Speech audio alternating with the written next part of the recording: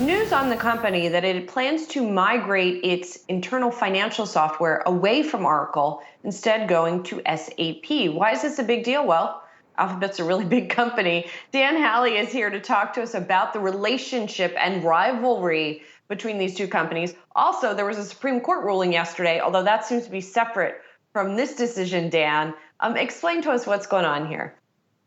Yeah, the Supreme Court decision has to do with Android and whether or not Google had essentially stolen code from Oracle to use for the build out of Android. And so they have been going back for more than a decade. So not the best relationship between the two companies. Google would have had to pay Oracle $9 billion. But it turned out, as far as the Supreme Court goes, that Google did not steal the code. They used it fair use. And so they're basically settled with that now. Moving from Oracle to SAP, obviously a huge move considering that Google has so many thousands of employees. It's really going to, I think, further sour the relationship between the two companies. And it feels as though, that news coming shortly after the Supreme Court ruling, they're not necessarily linked, but it does feel as though it's essentially Google saying, "Look, I'm done with Oracle. We're going to move on. We're going to go to SAP," and that's that.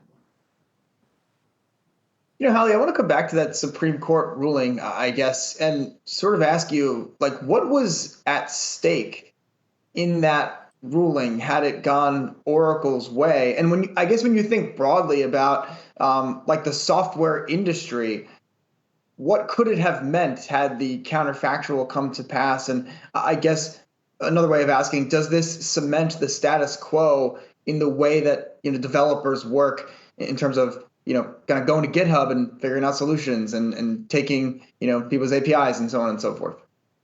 Yeah, I think depending on who you ask and what side of the coin you were kind of looking at, the overarching argument seems to be that if there had been a ruling in favor of Oracle, the software development industry would have kind of been left in disarray because essentially what Google had done was use the application program interface, the API, that they had fair use taken from Oracle to help build out portions of Android. It was 11,000 some odd lines of code that they ended up working with. And really what they did was they built on top of a functionality that Oracle had built with Java. So if there was some kind of change here where Google was not allowed to do that, it would have upended basically how the entire software industry works. They wouldn't have been able to build off of other people's work to ensure that they're able to further innovate as far as software goes. And it would have been, I think, a huge problem for the industry at large. So this ruling kind of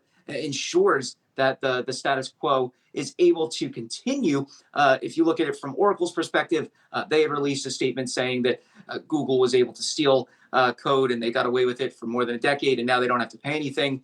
And they're just going to continue to get bigger and badder. But I think if you look at it from a smaller developer's perspective, this is a big, big win, and it means that the little guys will be able to continue to build out software that eventually could rival something like Google. We don't know what wouldn't have been able to be made or what is to still come. But I think as far as the software industry goes, this is a good move. As the cliche goes, somebody in a garage somewhere, maybe it's good news for them, somebody in a garage building out some new software. Dan Howley, as always, thanks for explaining all these tech issues clearly to us. Appreciate it.